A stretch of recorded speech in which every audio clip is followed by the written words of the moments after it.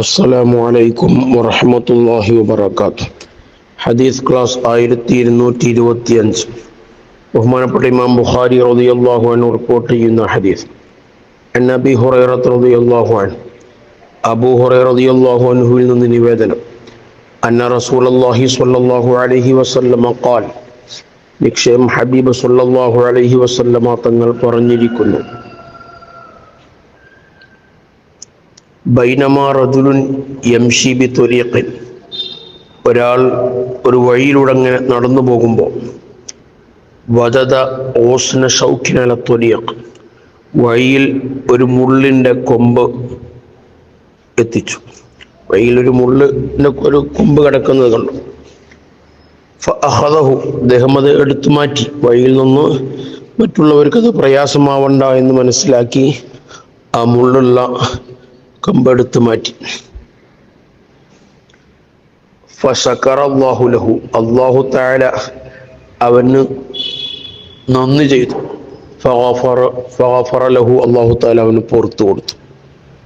നമ്മുടെ കാഴ്ചയിൽ വളരെ നിസ്സാരമാണെങ്കിലും അല്ലാഹു അത് വളരെ ഏറെ പരിഗണിച്ചു. ആ വിഷയം, മറ്റുള്ളവരുടെ പ്രയാസം, മറ്റുള്ളവർക്കൊരു ബുദ്ധിമുട്ട് വരുമോ എന്ന് മനസ്സിലാക്കി വഴിയിലൊരു തടസ്സം നീക്കുക, അത് ഈമാനിൻ്റെ ഭാഗമാണ്. നാം ഒരു വഴിയിലൂടെ നടന്നു പോകുമ്പോൾ എന്തെങ്കിലും തടസ്സം കാണുമ്പോൾ നാം അങ്ങ് തിരിഞ്ഞു പോവുക എന്നല്ലാതെ, ആ തടസ്സം ഞാനതെടുത്ത് മാറ്റട്ടെ, മറ്റുള്ളവർക്കത് പ്രയാസമാവണ്ടല്ലോ എന്ന് കരുതി ആ വഴിയിലെ തടസ്സം നീക്കുക എന്നുള്ളത് വളരെ മഹത്വമുള്ള കാര്യമാണ്. അള്ളാഹു വളരെയേറെ പരിഗണിക്കുന്ന കാര്യമാണ്. അതാണ് ഇമാം ബുഖാരി റളിയല്ലാഹു അൻഹു റിപ്പോർട്ട് ചെയ്ത ഹദീസിൽ നമ്മെ പഠിപ്പിക്കുന്നത്.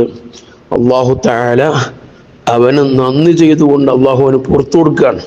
അവൻ്റെ ജീവിതത്തിൽ വന്നുപോയ എല്ലാ തെറ്റുകളും അള്ളാഹു ആ ഒരു ചെറിയ പ്രവർത്തനം കൊണ്ട് അള്ളാഹു തആല പുറത്തു കൊടുത്തു. അപ്പം നമ്മുടെ ദൃഷ്ടിയിൽ നിസാരമായി കാണുന്ന പലതും അള്ളാഹുവിൻ്റെ അടുക്കൽ വലിയ പ്രതിഫലാർഹമാണ്. ഇമാത്തത്തുൽ അദാനി ത്വരീഖ്, അത് ഈമാനിൻ്റെ ഭാഗമാണെന്ന് മറ്റൊരു ഹദീസിൽ പഠിപ്പിച്ചിട്ടുണ്ടല്ലോ.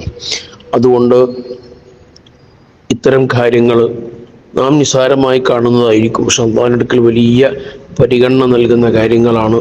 ഇത് നമ്മൾ ജീവിതത്തിൽ കൂടുതൽ കൊണ്ടുവരണം. ഇത്തരം മറ്റുള്ളവരുടെ കാര്യങ്ങൾ, മറ്റുള്ളവർക്ക് പ്രയാസം ഉണ്ടാവുന്ന കാര്യങ്ങളൊക്കെ ഒഴിവാക്കുക, വഴിയിലെ തടസ്സങ്ങൾ നീക്കുക. അല്ലാഹു തആല ഇത്തരം നല്ല കാര്യങ്ങളൊക്കെ ജീവിതത്തിൽ പകർത്താൻ അല്ലാഹു തൗഫീഖ് നൽകുമാറാവട്ടെ. ആമീൻ യാ റബ്ബൽ ആലമീൻ.